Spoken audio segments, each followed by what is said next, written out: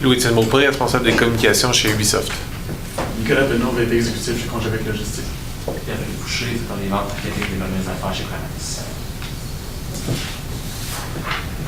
Est-ce qu'on pourrait avoir les cartons de temps, s'il vous plaît? Merci.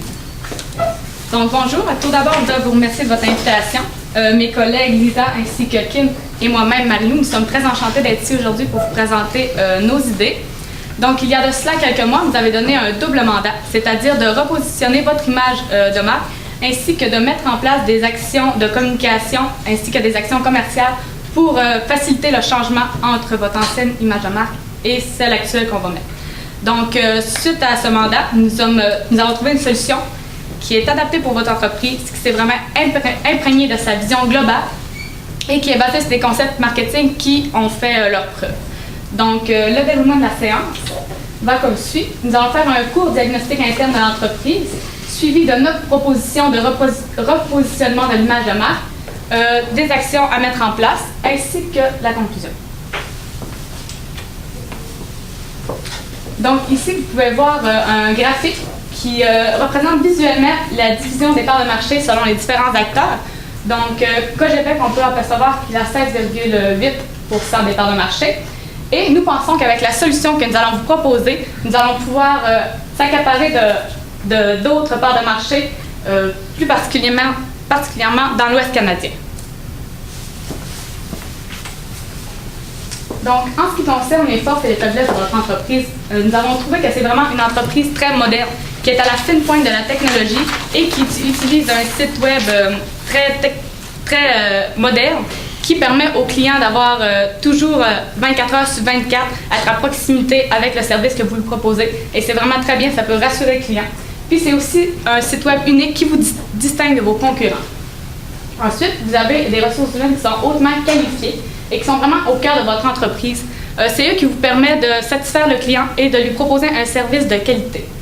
Ensuite, vous évoluez dans un environnement qui est efficace, de logistique, vous avez plusieurs entrepôts et la logistique qui les suit, qui les relie est très bien établie. Et vous avez une forte culture d'entreprise.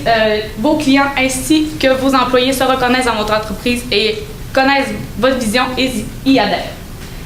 Donc, finalement, l'importance de la satisfaction de la clientèle, c'est vraiment ce qui est au cœur et ce qui est vraiment votre raison de vivre en tant qu'entreprise, c'est de satisfaire le client et de lui donner toute la qualité auquel il s'attend. En ce qui concerne les faiblesses, c'est sur quoi nous allons travailler aujourd'hui, c'est que l'image est plus ou moins reconnue dans l'Ouest canadien. Donc ça insécurise un peu les clients, ils vous connaissent plus ou moins. Donc c'est ce qu'on va essayer de remédier, se faire connaître et que notre image, notre logo nous représente. Ensuite, votre image de marque n'a aucune notion qui fait référence au service de logistique intégré que vous offrez. Donc ça, c'est vraiment quelque chose qui vous distingue et qui fait que vous offrez un service fiable. Donc, on pense on pourrait le reconnaître dans votre image de marque. Je vais laisser mon collègue Kip vous parler du repositionnement de l'offre. Bonjour, enchanté. Écoutez, c'est pas compliqué. Qu'est-ce qu'on a fait avec votre entreprise? C'est qu'on l'a étudié. On a étudié son cœur. On a étudié d'où est-ce que ça venait, la passion de monsieur Penneau, de démarrer une entreprise et d'être rendu au point où il est en ce moment. J'imagine que vous allez comprendre qu'on a pris ces éléments-là et qu'on les a rapportés dans ce qu'on vous propose comme solution. Parce que ce qui est important pour nous, c'est de garder le noyau tout en changeant un petit peu la croûte. Ce qui veut dire qu'on va aller changer un petit peu les notions de base, les notions qui sont normalement le mode d'entreprise, mais pas de la façon qu'on le fait d'une façon classique. Donc, qu'est-ce qu'on a fait? On avait le mandat de trouver un nouveau nom de marque. On s'est dit, c'est quand même assez difficile, on va essayer d'y aller du mieux qu'on peut. Dynamicode. Pourquoi Dynamicode? C'est pas compliqué, c'est moderne. Pourquoi moderne? Parce que c'est un nom, premièrement, qui va aller chercher une différence au niveau de tout ce qui va être compétition. Oui, effectivement, on a le mot code à l'intérieur. Sauf que si on n'en parle pas, de quelle façon est-ce qu'on va pouvoir dire aux clients qu'on travaille dans ce domaine-là? Ensuite, l'entreprise est en perpétuel mouvement, d'où le mot dynamique. C'est un mot qui fait qu'on pense que on passe pas à quelque chose de statique quand on passe au mot dynamique. Puis à l'intérieur de notre nom, justement. Il y a une connotation qui est multilingue, dynamical, dynamical, vous le dites comme vous voulez, sauf que ça se dit bien dans les deux langues. Donc ça, on a gardé ça à l'esprit. On s'est dit, on a le marché canadien, on a le marché québécois aussi, on a un marché qui va éventuellement peut-être même tourner vers l'international. Donc à ce niveau-là, on se donne toutes les armes, toutes les cordes en attaque finalement. Et la différenciation par rapport aux concurrents, j'en ai parlé un petit peu plus tôt. Ce qui veut dire que nos concurrents ont des noms qui sont un petit peu plus gris, un petit peu moins original, tandis que nous, on arrive à quelque chose qui est plus dynamique. Le logo, une autre chose qu'il fallait toucher, qui est relativement sensible. On a pensé à un logo qui allait, on ne voulait pas montrer sur papier parce que malheureusement notre graphiste est absent aujourd'hui, était malade. Donc qu'est-ce qu'on a fait, c'est qu'on fait un court résumé, c'est pas compliqué, on a pensé tous les trois à l'image d'un camion, stylisé bien sûr, moderne, aux couleurs noires qui vont aller rappeler le transport, la logistique, le bleu qui va nous rappeler le froid, ensuite de ça le gris qui va nous rappeler la technologie. Le gris c'est fiable, c'est style, l'aluminium, tout ce qui est acier, ça nous rappelle vraiment tout ce qui est solide. Les formes, on va avec le camion. Pourquoi la logistique intégrée? C'est ce qu'on a eu comme mandat. On veut intégrer le fait que, oui, on y va au niveau de la réfrigération, mais on y va aussi, on peut aller chercher votre stock chez vous et le réfrigérer chez nous. On veut que vous compreniez de notre image jusqu'à la description de nos tâches. Ensuite de ça, on a le flocon, l'expertise justement de l'entreprise qui est justement la réfrigération. Les carrés, les lignes droites, oui, on va un petit peu dans le nouveau, mais on reste quand même dans le classique, on reste dans le sérieux. On reste dans une compagnie sérieuse qui offre des produits et des services qui sont justement très professionnels. Amenez jusqu'à là, est-ce que ça va bien? Est-ce que le débit vous convient? Est-ce que je parle trop vite? Ça va bien? Le repositionnement de marque, encore une fois, troisième mandat qu'on avait, le slogan. Pourquoi est-ce qu'on peut penser pour une compagnie de réfrigération qui fait majoritairement du business to business? Mais on y va en premier en anglais, The Warm Touch in Cold Storage. Pourquoi? Parce que c'est un slogan qui est éloquent. C'est un slogan qui fait comme... il pourrait éventuellement utiliser ça en marketing pour vendre des nouilles, de la salade, quelque chose qui... Tu sais, du business to client, normalement, on va aller chercher quelque chose qui est plus original, mais pourquoi pas l'utiliser dans le B2B pour que le monde se rappelle de nous autres? Le rappel de la qualité du service rendu. Pourquoi? La chaleur québécoise dans l'entreposage réfrigéré. La chaleur québécoise, c'est un classique. Les Québécois sont chaleureux. On se le fait dire quand les Européens viennent ici, ils ne veulent plus repartir. Les Européens, les Américains, ce qui est intéressant avec ça, c'est qu'on va l'utiliser dans notre slogan francophone. Ensuite de ça, proximité avec la clientèle. C'est un classique avec Congébec. C'est un classique parce que la base même de la compagnie était faite sur ça. Je suis à peu près sûr que M. Penneau, j'imagine que vous êtes le fils de M. Laurier, je suis à peu près sûr que M. Laurier serrait la main de n'importe quel de ses clients et serait capable de la regarder dans les yeux parce qu'il est fier du service qu'il a rendu. Vous savez, sa clientèle, du début de la relation jusqu'à la fin de la relation. Et je pense que c'est ce qu'on veut véhiculer dans la nouvelle, dans le repositionnement de la marque finalement qu'on vous propose. Ensuite, on croit que c'est en cohérence avec la vision globale de l'entreprise. Parce que les grandes bases de la vision globale de l'entreprise, on parle d'une gestion qui est intègre, une satisfaction de la clientèle qui est très très importante, le respect, l'efficience bien sûr, l'innovation constante, on l'a dit tantôt, dynamisme, et le développement durable aussi, qui est à la base quand on touche à tout ce qui est environnement, tout ce qui est réfrigération. On va chercher de la canneberge au Québec, on va la réfrigérer pour être capable justement d'utiliser en plus de ça du développement durable, de faire de la business à l'intérieur du Canada, à l'intérieur du Québec pour encourager justement le développement durable, mais aussi le développement des compagnies québécoises et canadiennes. Donc je vais maintenant à Lisa. Moi, je vais vous parler des actions à mettre en place pour permettre au changement d'être mieux intégré par vos employés, mais aussi par vos clients. Donc, tout d'abord, nous avons pensé à distinguer en deux parties les objectifs, c'est-à-dire tout d'abord intégrer le changement à l'interne, puisque avant de faire le changement à l'externe, il faut d'abord que ce soit fait à l'interne, c'est-à-dire que les employés comprennent vraiment que le changement n'est pas significatif, c'est-à-dire que c'est le nom de l'entreprise qui va changer, ils vont avoir un nouveau logo, mais les parties de l'entreprise, les fonctions qu'ils occupent ne vont pas changer. Et ça, c'est vraiment important de l'expliquer à vos employés, puisqu'ils vont vite paniquer si on ne leur communique pas ça. Donc, comment on a pensé gérer les actions à l'interne? Donc, on a pensé tout d'abord à une simple note explicative au sein des services de l'entreprise pour tout simplement faire l'information de ce changement, du changement en nom, puis compléter cette note explicative avec une organisation d'un colloque juste pour les responsables des entrepôts pour permettre à ces responsables de vraiment intégrer le changement, de comprendre pourquoi on fait ça, pourquoi on veut changer le nom de l'entreprise, qu'il faut le changer pour plus de modernité, pour acquérir plus de clients et pour que cela lui permette à l'entreprise d'être développée sur l'ouest du Canada notamment. Donc ce colloque permettrait aux responsables d'être informés de tous les changements et d'expliquer ensuite mieux aux employés, à leurs employés directs, comment le changement a été effectué et pourquoi il a été effectué. Ensuite, le deuxième objectif, ça a été à l'externe. À l'externe, donc pour les clients. Tout simplement, on vous suggère même de passer par le portail web. C'est très important puisque vos clients, nous savons qu'ils passent tout le temps par le portail web. Ils ont un accès 24 heures sur 24.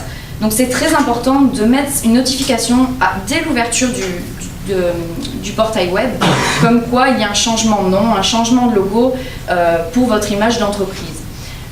Ensuite, il faudra compléter cette notification par une visite explicative du site. Comme par exemple, avec Apple, sur les iPhones, vous avez une notification comme quoi vous avez une nouvelle version disponible. Donc on va prendre cette notification et on va vous faire une visite guidée possible de votre nouvelle version. Donc ça va être tout simplement ce principe-là qu'on va appliquer au site web pour permettre à vos clients de s'y retrouver, de comprendre pourquoi la compagnie a changé de nom et s'ils ne le font pas, à faire une formation d'employés à l'interne de 3 employés qui vont être vraiment dédiés à la transmission de l'information du changement chez vos clients. Ça va rassurer vos clients, ça va vraiment attirer aussi leur sympathie puisqu'ils vont se dire bah tiens, la compagnie me rend visite, c'est quand même que je suis important, c'est quand même que j'ai quand même de l'importance pour eux et je suis quand même c'est quand même important que je sache les choses parce que si on lui envoie un mailing par exemple, le client va peut-être le lire, va peut-être dire ah ils ont changé de nom et puis passer à autre chose et plus tard va ruminer, va se dire pourquoi ils ont changé de nom, est-ce qu'ils ont été rachetés, donc cette formation des 3 employés à l'interne, ça va permettre vraiment aux clients de se sentir concernés, de comprendre le changement et de ne pas les inquiéter, de vraiment les rassurer. Ensuite, les plaquettes commerciales seront vraiment dédiées aux petits clients, c'est-à-dire les clients qu'on n'aura pas forcément le temps d'aller voir parce que on sait que vous avez 500 clients, c'est quand même assez important. 3 personnes, c'est quand même, ça représente beaucoup de clients pour un seul commercial. Donc pour les petits clients, nous avons pensé à des plaquettes commerciales vraiment explicatives du nouveau nom, du changement. À la limite, peut-être passer un coup de téléphone en supplément, mais c'est vraiment pour appuyer la démarche, la plaquette commerciale. Donc ces objectifs-là que nous vous proposons, nous pensons vraiment que c'est la meilleure solution puisque à l'interne, ça va permettre à vos employés de se sentir vraiment concernés par le changement, de les rassurer, de se dire nos fonctions ne vont pas changer, c'est vraiment juste le nom de l'entreprise qui va changer. À l'externe, de dire à vos employés voilà, aujourd'hui, on vient vous rendre visite, on vous informe du changement parce que pour nous, vous comptez, vous êtes important, vous comptez dans notre environnement. Et ça permet aussi à vous-même d'être plus rassuré sur le fait que vous n'allez pas avoir de grosses pertes potentielles dues au changement de nom, tout simplement parce qu'on sait que les changements de nom peuvent parfois être perturbateurs pour certains clients. Et ça va éviter tout ça. Donc je vais passer la parole à Mario pour la conclusion. Donc finalement, la stratégie qu'on a mis en place, c'est-à-dire de changer le nom, le logo ainsi que le slogan, on pense que ça va permettre de moderniser un peu l'image de l'entreprise et aussi d'acquérir des nouvelles parts de marché, principalement dans l'Ouest canadien, puisque c'est l'idée qui a fait germer un peu, de rénover un peu le département marketing de l'entreprise. Donc les actions qu'on va mettre en place, c'est vraiment dans le but de permettre d'atténuer la rupture entre l'ancien nom, l'ancienne marque et la nouvelle qu'on va mettre en place. Donc, de rassurer le client, rassurer aussi nos employés que le changement qu'on va faire ne les touchera pas nécessairement directement dans leurs fonctions, puis que nous allons aussi offrir un service qui est toujours autant de qualité que celui qu'on offrait avant. Donc, c'est vraiment le but. Éviter les pertes potentielles du marché. C'est sûr que le but, c'est de conserver les clients actuels, de les fidéliser et aussi d'acquérir de nouveaux clients. Donc, évidemment, on veut éviter toute perte, de rassurer nos clients ainsi que les employés et de conserver les acquis, ce qu'on a déjà, ce qui est durable, ce qui est fiable. On offre un service qui est de qualité et ça, on veut encore que les gens soient confiants de faire affaire avec nous. Je rajouterais, Marie-Lou, que englobant toutes les décisions qu'on a prises, c'est des décisions qui ont été prises sur des concepts marketing qui ont été étudiés longuement au cours de nos années d'études, premièrement. C'est des solutions qu'on croit qui seraient les meilleures, qu'on s'est questionné sur éventuellement les autres avenues. C'est des questions et des propositions qui méritent une réflexion un petit peu plus poussée, bien sûr, parce qu'aujourd'hui, on a eu que 3 heures pour vous les présenter. Je pense qu'on a une bonne base. On a une base qui va faire qu'on va être capable, à partir du cocon, finalement, de développer quelque chose d'intéressant, puis de vous proposer une solution qui va être surtout et très, très, très majoritairement en ligne avec des notions et les valeurs de base de l'entreprise qui étaient là et qu'on veut justement faire, dont on veut assurer la pérennité. Il faut savoir aussi que le logo qu'on vous propose, vous pouvez aussi l'appliquer sur vos transports. C'est-à-dire que le logo qui est un camion avec un flocon dessus, vous pouvez l'appliquer sur vos transports à long terme. C'est-à-dire pour reconnaître votre entreprise, votre petit logo, ça va être le camion avec le flocon. Et vos camions vont être gris et noirs avec un flocon dessus. Directement, les clients ou même les personnes qui vont être sur les routes vont voir passer le camion, vont dire « ça c'est Dynamic Code ». Ça va être vraiment une image qui va pouvoir se perpétrer dans le temps. Ça va être quelque chose qui va être ancré. Et si on continue sur la base de prendre ce nom-là avec ce logo-là, ça va vraiment permettre à vos clients, mais aussi à des personnes qui ne connaissent pas l'entreprise, de se dire « tiens, c'est original, qu'est-ce que c'est que cette entreprise ?» De chercher ce que c'est, puisque si vos camions sont comme le logo, ça va aussi vous donner une image supplémentaire et ça va vous faire de la publicité tout simplement. Et je dirais pas que c'est de la publicité gratuite puisqu'il faut quand même refaire les camions à long terme, mais au final, ça va quand même vous laisser quand même, vous gagnerez des clients comme ça, juste à avoir un super logo qui colle avec votre camion, qui colle avec votre image d'entreprise. Puis Dynamicol, on a dit, votre entreprise est dynamique, le nom va avec. Et c'est vraiment très important pour vos clients, je pense, qu'ils soient rassurés par rapport à ça, de se dire qu'ils sont originaux, mais ils n'ont pas changé leur service, c'est toujours les mêmes, ils sont toujours aussi bons dans ce qu'ils font. Et ça va vraiment permettre à vos clients aussi d'être rassurés. Et se dire, on a bien fait d'être avec eux, puisque maintenant ils ont évolué, ils sont toujours aussi là, ils sont toujours aussi présents pour nous. Et pourtant, ils sont partout dans le Canada. Simplement. Donc, on vous remercie et on espère pouvoir faire affaire avec vous prochainement. Vous avez des questions, monsieur? Monsieur. En fait, oui, on cherchait à sortir des clichés de foi, mais je ne pensais pas me rendre à l'extrême du spectre avec la chaleur. Vous ne croyez pas que ça peut inquiéter notre clientèle d'avoir le mot chaleur dans notre slogan, étant donné que dans le top 2 des pires choses qui peuvent nous arriver, c'est qu'un congélateur se réchauffe? Personnellement, quand on a pensé à ce slogan-là, c'est des choses qui nous sont venues en tête. Par contre, on a été convaincus par le fait que oui, il fallait donner un coup de barre. Ce qui veut dire que oui, on fait quelque chose de nouveau. De quelle façon est-ce qu'on peut se différencier de la compétition si on ne va pas hors des sentiers battus? Est-ce que ça dit que chez Dynamical, on va toujours avoir des réfrigérateurs qui vont être éventuellement en panne? Pas du tout. On croit que ça nous démarque dans le fait que, effectivement, on parle de chaleur, mais on travaille dans le froid. Ça vous dit ça à quel point on n'a pas froid aux yeux? Pas qu'on le pose vraiment jusqu'au bout. Désolé. Par rapport à la marque que vous proposez, Dynamical, vous avez remarqué certainement qu'il y a 4 concurrents où se trouve le mot code. Êtes-vous à l'aise avec cette proposition alors qu'il y a 4 concurrents? On sera 5 finalement sur les 7 ou 8 à porter ce nom. Ça vous semble... Je sais pas. Oui. Ben oui, nous sommes tout à fait à l'aise avec ça. On avait remarqué que le code se retrouvait beaucoup de ça dans les autres noms. Sauf qu'on pense que notre nom se différencie vraiment par le dynamisme aussi qu'il projette. Les autres noms sont plus normaux, sont plus drables et ils se démarquent pas. Ouais, c'est des noms plus génériques qui font vraiment plus exprimer qu'est-ce qu'ils font exactement. Donc on pense que notre nom dans les autres concurrents se démarque. Oui, parce qu'il y a Code, mais il réussit quand même à se démarquer des codes. Donc, on pense vraiment que c'est un nom qui va vous permettre de représenter ce que vous êtes et en plus de vous démarcher. Je compléterai aussi la réponse de Marie-Lou par le fait que Dynamic Code, c'est vraiment un mot. C'est-à-dire que c'est en une fois qu'on va dire ça, Dynamic Code, ça passe tout seul. Alors que les autres concurrents ont quand même 2, 3, 4 mots dans leur nom d'entreprise. Donc, c'est vraiment quelque chose, c'est difficile à s'en souvenir. Je m'en souviens pas très bien, je vous l'avoue. Et c'est vrai que Dynamic Code, ça passe tout seul. Code, c'est bien parce ça rappelle quand même notre activité, c'est quand même important. Je suis sûre que c'est important de quand même garder cet esprit-là. Parce qu'à la base, si on ne peut pas réinventer, justement, on va couper, parce que si on réinvente la roue, vous venez de le dire tout à l'heure, si on ne sort pas des sentiers battus, place où il faut rester, parce que si on veut sortir des sentiers battus en disant qu'éventuellement on intègre la chaleur dans notre slogan, est-ce qu'on va aller jusqu'à ne pas mentionner le mot cold ou le mot froid, alors que dans justement le document qu'on vient de lire, c'était un de nos défauts quand on allait dans l'Ouest canadien. Congébec, on ne savait pas si on était une agence de voyage ou éventuellement des personnes qui vendaient de la glace, à la limite. Donc à ce niveau-là, est-ce qu'on le garde? Je crois que oui, je crois que c'est très important. Parce que pour suivre la question de mon collègue, vous avez le plus gros concurrent qui s'appelle Versacold. Et puis lui aussi, il y a un sens dans son Versa pour dire, bon, versatilité ou quelque chose comme ça va un peu dans le même sens que dynamisme. Donc, est-ce que vous trouvez que c'est suffisant pour se démarquer?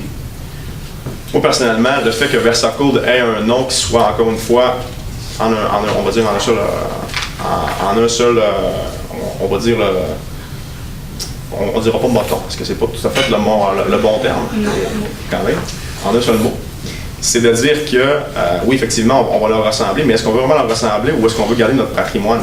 Oui, je suis d'accord avec le fait qu'on ressemble à Versacold dans notre appellation. Mais de l'autre côté, je crois que dans le dilemme qu'on avait, d'aller chercher un mot qui serait aussi bon en anglais qu'en français, qui irait représenter aussi le core, le noyau de l'entreprise. Parce qu'on avait vraiment le choix d'aller dans l'extrême original, où est-ce que là, on a eu des questions. Pourquoi est-ce que vous faites ça? D'où est-ce que ça vient? Je veux dire, il faut avoir un certain conservatisme, mais de l'autre côté, tout en restant original. Donc, est-ce qu'il y a vraiment beaucoup de place qu'on n'a pas regardé dans le domaine de la réfrigération? Est-ce que c'est un domaine qui va être aussi large en termes de possibilités qu'il y a d'autres? Je pense qu'on doit garder un conservatisme à ce niveau-là. Puis, c'est ça à quoi on a pensé quand on est allé chercher le mot. Quoi? Combien? Personnellement, quand on a regardé le document, on n'a pas eu de limitation au niveau du budget. Donc, c'est pas quelque chose qu'on a cru nécessaire d'indiquer, puisque justement, il n'y a pas eu de demande par rapport à ça. On s'est concentré sur les demandes du cas, dans le fond, le mandat. Cependant, il faut savoir que dans nos mesures, c'est pas des choses très coûteuses. C'est-à-dire que la note explicative, c'est des papiers imprimés. Au niveau de la formation des employés, c'est des employés qui vont être recrutés à l'interne. Donc vous n'avez pas besoin d'embaucher quelqu'un à l'externe. Ça vous coûterait d'ailleurs beaucoup plus cher d'embaucher à l'externe. C'est quoi l'opportunité de déplacer 3 personnes dehors? Le coût d'opportunité de déplacer 3 personnes qui ont déjà... Ils connaissent votre entreprise. Mais il faut les remplacer eux autres. J'ai un coût d'opportunité, j'ai une perte liée à ce coût-là. Merci. Merci.